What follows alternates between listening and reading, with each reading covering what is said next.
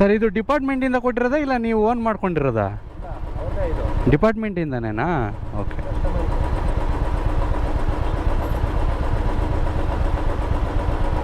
ಸಖತ್ತಾಗಿದೆ sir, look wise ಎಲ್ಲ ಸೂಪರಾಗಿದೆ. Okay okay. ಹಾಂ ಹಾಂ, ಸೂಪರಾಗಿದೆ. Okay okay. ಹ್ಞೂ ಹ್ಞೂ.